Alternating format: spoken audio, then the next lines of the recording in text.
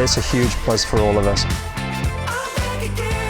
The members are just so happy to be back playing. It feels like we've all fallen back in love with the game of golf. We're thrilled to have them back because it's been a bit quiet here the last 3 months. Members are here to play golf and enjoy being part of the club, and with times being slightly anti-social of late, all of a sudden now we're back to being sociable again, and you can see how much of an uplift there is in people's mood and in our mood as staff as well. And it's been fantastic to welcome everybody back. I think that the pent-up desire to play golf has been something quite extraordinary.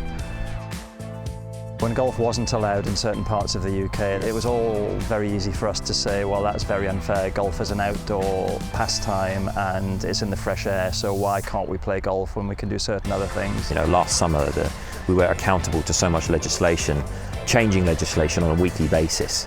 And that became quite difficult operationally because we're trying to run a business, but we're also trying to dance around the guidelines.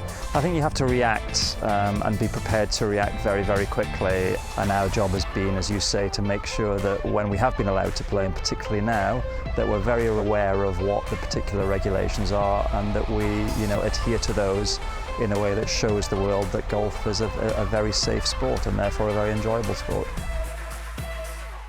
It's a members club, it's a community, and everyone's been, we've got Zoom calls and we've done lots of that during lockdown. We had weekly bingo quizzes, we did our AGM via Zoom.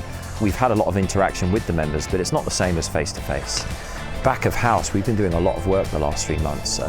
We've been doing a lot of projects to try and bring the golf club up and keep it moving along. We've been delighted with the feedback that we've received so far. And yes, we have tried very hard, albeit within the context of having some staff on furlough, but we kept our greenkeeping team fully occupied, and I'd like to think that the difference is there for everybody to see. We've been able to sit down and put together like a 5-10 year plan about the golf course and the academy and the drainage and the irrigation, and to be able to sort of step back after a very busy summer and be able to reflect and have time to do that while the golf club's not operating, it becomes really useful time. And I wonder whether we'll look back at this in a year and actually say that we've used the difficult time and turned it into productivity to make the rest of our 10, 20, 30 years that we're going to be here really, really positive. We don't want to have another lockdown, but I'd say we made the most out of it. I'm just thrilled to have a nice, consistent, normal run of member and visitor activity. It gives us a real good chance to make a big deal out of Sunningdale Heath and the things that we want to achieve here. We take lots of things for granted in life, and I think if the last year's taught us all something, it is not to take the things that we enjoy for granted. So to see smiling faces, irrespective of the standard of golf this week, has been lovely for all of us.